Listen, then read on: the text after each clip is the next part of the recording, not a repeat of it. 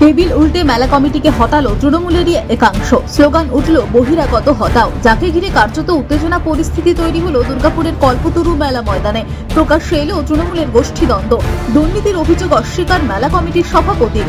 পরিস্থিতি সামলাতে দুর্গাপুরের কল্পতরু ময়দানে পৌঁছালো পুলিশ।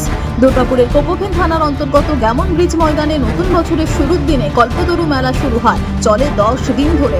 মেলা কমিটির সভাপতি তথা প্রশাসক মণ্ডলীর চেয়ারপারসন অনিন্দিতা মুখোপাধ্যায় দিন কয়েক আগে গতবারের মেলা কমিটির বিরুদ্ধে দুর্নীতির অভিযোগ এনে টেন্ডার প্রক্রিয়ার সাথে স্থানীয় ক্লাব ও দলের কর্মীদের নিয়ে কমিটি তৈরি করে মেলা পরিচালনা করার জন্য লিখিত চিঠি দেন দুর্গাপুরের 31 ও 39 নম্বর ওয়ার্ডের তৃণমূলের দুই সভাপতি দেবনারায়ণ সিং ও সুব্রত ব্রহ্ম সহ মেলার আয়োজন স্থল গ্যামন ব্রিজ ময়দান সংলগ্ন 4টি ওয়ার্ডের তৃণমূল কর্মীরা। শুক্রবার আচমকা অভিযোগকারী তৃণমূল কর্মীরা এসে দেখেন মেলার স্টল বন্টন প্রক্রিয়া শুরু হচ্ছে। তারপরই উত্তেজনা শুরু হয় মেলা মাঠের সামনে। মেলা ময়দানের সামনে একটি টেবিল উল্টে দেওয়া হয় ছবি, যাকে ঘিরে উত্তেজনার পারদ চড়তে শুরু করে। কোকোভেন থানার পুলিশ এসে সামাল দেয় পরিস্থিতি। এদিকে পুলিশের সামনেই মেলায় স্বচ্ছতা আনার দাবিতে শুরু হয় তৃণমূল কর্মীদের স্লোগান। যতক্ষণ না সুবিচার মিলছে ততক্ষণই আন্দোলন জারি থাকবে বলে হুঁশিয়ারি দেন আন্দোলনরত তৃণমূল কর্মীরা। যদিও দুর্নীতির অভিযোগ অস্বীকার করেছেন মেলা কমিটির সভাপতি অনিন্দিতা মুখোপাধ্যায়, তবে কমিটি তৈরি নিয়ে জেলার 2 মন্ত্রী সিদ্ধান্ত নেবেন বলে জানিয়েছেন দুর্গাপুরের প্রাক্তন মেয়র। এদিকে মেলার দখল কাদের হাতে থাকবে, তৃণমূলের দুই গোষ্ঠীর এই লড়াইকে সুর চড়িয়েছে বিরোধীরা। এতে ইনকাম আছে, তার জন্যই এত লড়াই, মন্তব্য দুর্গাপুর পশ্চিমের বিজেপি বিধায়ক লক্ষণ চন্দ্র ঘটুয়ের। সব মিলিয়ে জানুয়ারি মাসের প্রথম দিন থেকেই শুরু হতে চলা দুর্গাপুরের কল্পতরু ময়দানে শুরু হতে চলা দুর্গাপুরের এই মেলাকে ঘিরে এবার দলের অন্দরের দ্বন্দ্ব প্রকাশ্যে চলে আসাতে এখন বিড়ম্বনাতে শাসক শিবির।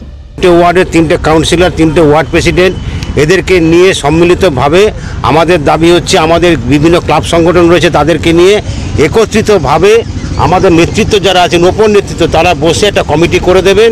সেই কমিটি আমরা মান্যতা দিব, দিয়ে আমরা আগামী দিনে মেলাটা আমরা সুষ্ঠু মেলা নিয়ে আমাদের কোনো বাধা বিতরণ নেই। মেলাটা মেলার মতন হোক, মেলাটা সর্বজনের সবারই, কিন্তু মূল আমরা এখানে তৃণমূল কংগ্রেস আমরা সবাই মানে একদম করে আসছি একনিষ্ঠভাবে। সবাই এখানে যাদেরকে দেখছেন একনিষ্ঠ কর্মী, তাদেরকে সব সময়ের জন্য 24 ঘন্টা আমাদের যে কোনো মানে 3টে ওয়ার্ড, শুধু এক একটা ওয়ার্ড না, এই ওয়ার্ডের সঙ্গে ওয়ার্ডের, ওই ওয়ার্ডের সঙ্গে ওয়ার্ডের মানে নিগুড় সম্পর্ক, একে অপরের জন্য সবাই।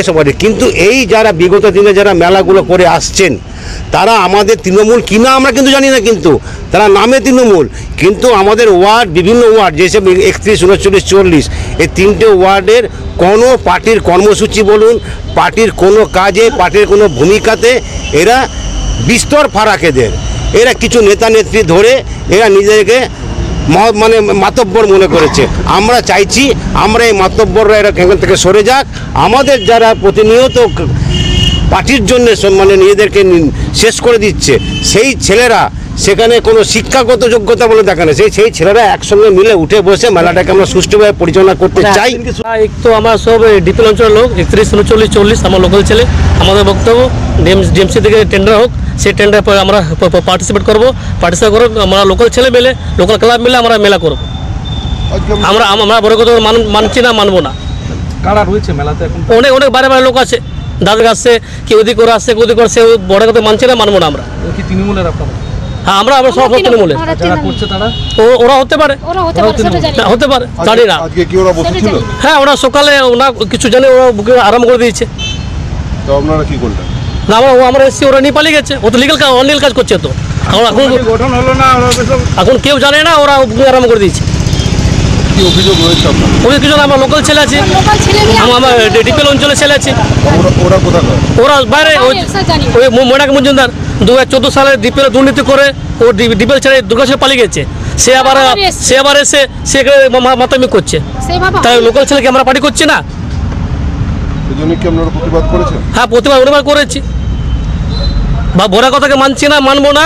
আমাদের পূর্ব নির্ধারিত যে কমিটি ছিল, এবারে মাননীয় মন্ত্রী মলয় ঘটক মহাশয়ের অনুমোদন নিয়ে আমাদের সেই কমিটিটাই রয়েছে। কিন্তু যেহেতু ওনারা আজকে এসে আমার কাছে আবেদন দিয়ে গেছেন, আমি ওনাদের বলেছি যে আপনারা যারা যে ক্লাব অংশগ্রহণ করতে চান বা যার নাম আপনারা সাজেস্ট করছেন, আমাকে একটা চিঠিতে লিখে দিয়ে যান, আমি কমিটির কাছে দেব। বা যারা আমাদের এখানে ঠিক করে দেন, অর্থাৎ আমাদের মাননীয় মন্ত্রী আছেন, মলয় ঘটক মহাশয় আছেন, আমাদের অভিজিৎ ঘটক সাহেব আছেন, আমাদের অ্যাডভাইজার আছেন প্রদীপ মজুমদার সাহেব, তো তাদের সকলের কাছে দেওয়া হবে। ওটা দিয়ে ওনারা যা বিবেচনা করবেন বা যেটা সাজেশন দেবেন সেইভাবে আমি ওনাদের কাছে বলবো। যে ওনারা আরেকটা অভিযোগ তো যে দুর্নীতির অভিযোগ, বলছে দুর্নীতি হয় বারে বারেই, একটা কমিটির হাতেই কেন রাখা হবে মেলার দায়িত্ব? দেখুন, আমি বিগত 2 বছর ধরে এখানে হয়েছি এবং এটা নিয়ম হচ্ছে যে বাই ভার্চু যিনি এখানে মেয়র থাকেন তিনি এটাতে প্রেসিডেন্ট হন। গত বছর আমি ছিলাম, গত বছরের কথা বলতে পারি আমি যে কোনো দুর্নীতি এখানে হয়নি, অত্যন্ত স্বচ্ছ এবং সুন্দরভাবে করা হয়েছে।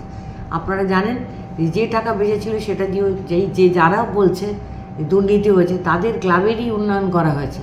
সেই সমস্ত ক্লাবের দরজা, কোনো ক্লাবে গেট করে দেওয়া হয়েছে, কোনো ক্লাবে শেড করে দেওয়া হয়েছে, স্কুলগুলিতে অনুদান দেওয়া হয়েছে এবং আমরা চেষ্টা করেছি আমাদের যে কল্পতরু গ্রাউন্ড সেটা ওই কমিটিরই টাকা দিয়ে পুরো ঘিরে দেওয়া হয়েছে, সুন্দর করে বাউন্ডারি ওয়াল এবং টয়লেট করা হয়েছে কমিউনিটি, যাতে যে সমস্ত একটা মঞ্চটা তো আমরা ডিএমসি থেকে করেছি, মঞ্চ আলাদা, কিন্তু কল্পতরু ময়দানে যেগুলো করে দেওয়া হয়েছে সেটা কিন্তু ওনাদের কমিটির যে টাকা, মুখ্যমন্ত্রীর তহবিলে 10 লক্ষ টাকা দেওয়া হয়, প্রত্যেকটা পুঙ্খানুপুঙ্খ হিসেব আমরা নিয়ে থাকি।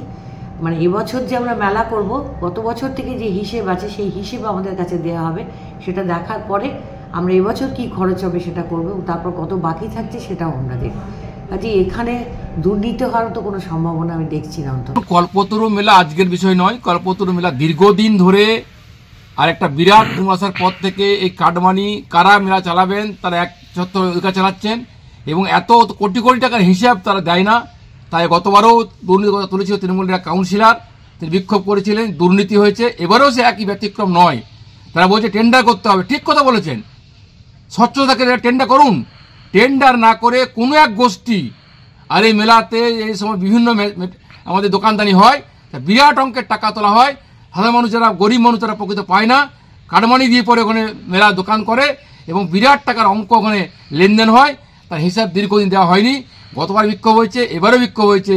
আমি এসডিওকে বলবো, আগে বলেছিলাম, এবারেও বলবো, স্বচ্ছ থাকলে সকলকে ডাকুন, এলাকার যারা ক্লাব ডাকুন, জনপ্রতিনিধি ডাকুন।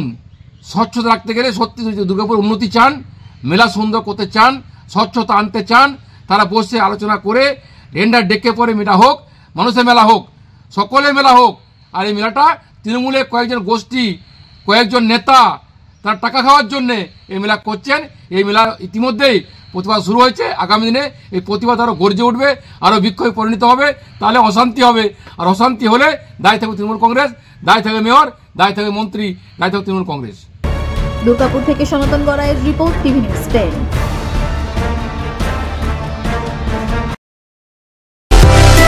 সুলভ সঠিক চিকিৎসার একমাত্র প্রতিষ্ঠান বিবেকানন্দ হসপিটাল। 24 ঘন্টা emergency service, blood bank, trauma care. আপনাদের সেবায় আমরা তৎপর। গুণমান ও পরিষেবায় দুর্গাপুর বিধাননগরের ডক্টর জাকির হোসেন এভিনিউর বিবেকানন্দ হসপিটাল শিল্পাঞ্চলের মানুষের মন জয় করেছে।